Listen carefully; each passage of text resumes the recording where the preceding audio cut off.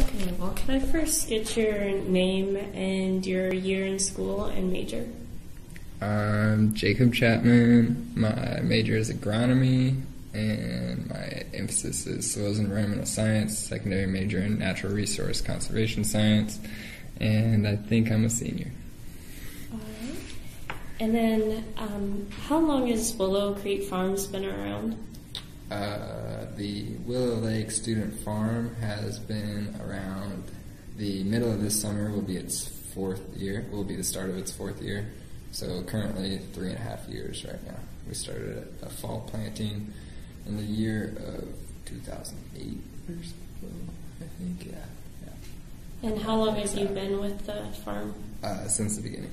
Awesome. Yeah. How have you seen it grow and change over the years? Sadly and happily, both ways, because starting out it was a really good crowd. It was all older people, though. They were all very knowledgeable and willing to share. So it was a very sociable event that people enjoyed going to every week, go hang out with friends and everything. And then as those people have graduated, the crowd's gotten younger and more sparse, and people aren't actually returning. They come out, pull weeds once, hang out with some people, learn some stuff, and they feel like they're good for a month or so now, instead of doing it every week and every weekend, even twice a week.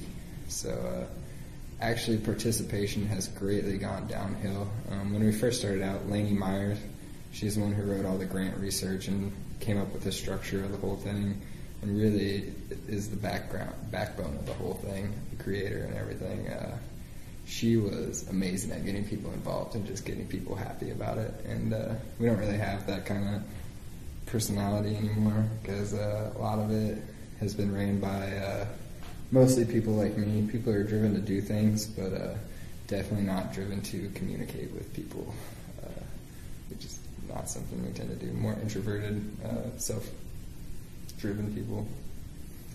So how many people would you say are involved with Willow Creek or the farming club?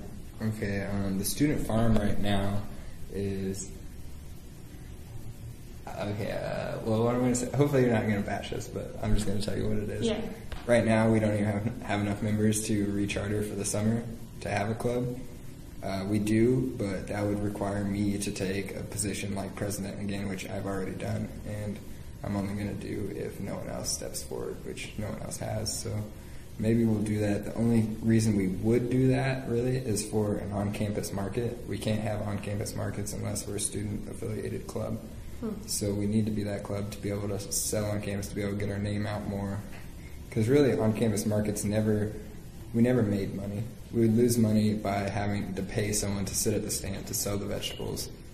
We'd make about $200, and it cost us about $220. So it was really a publicity thing, being able to get the Willow Lake Student Farm on campus and get people seeing it. Even if they're not purchasing, they're seeing that someone on campus is growing vegetables and doing this kind of thing.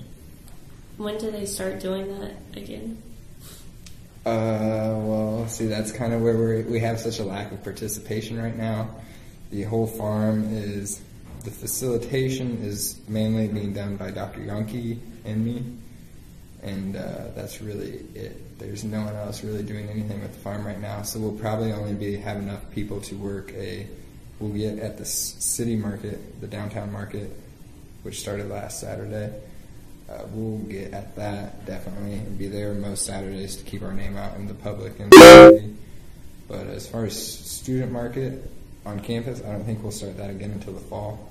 We started trying to do it online CSA. I don't know if you heard of community-supported agriculture. How it's supposed to work is people buy shares, so the farmer gets the money ahead of time and then knows exactly what he needs to plant.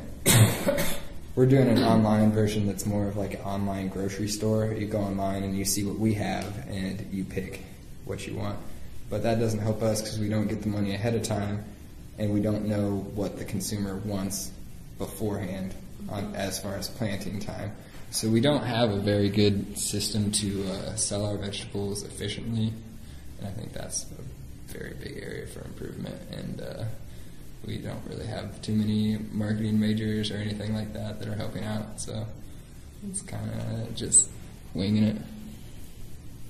So what kind of vegetables and fruits do you guys grow?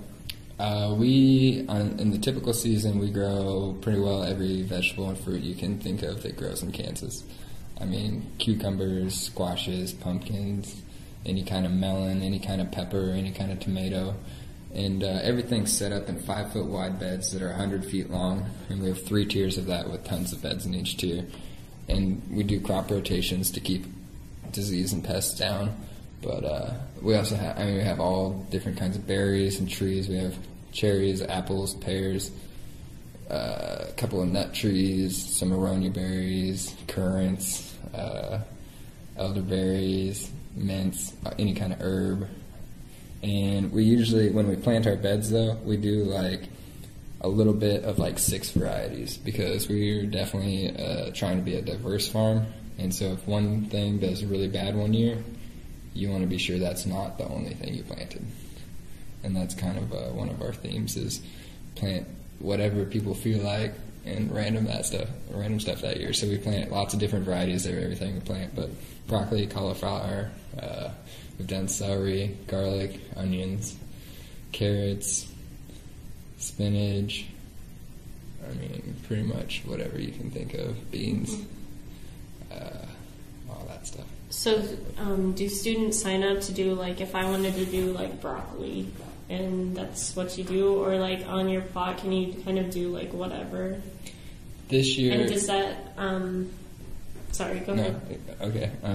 This year... Sorry to interrupt you. This year is the first year where we're doing it like that, and it's supposed to be an incubator farm style is what we're doing it this year, so it gives a person a chance to get a discounted plot and get their vegetable growing feet under them so that they can then purchase a farm.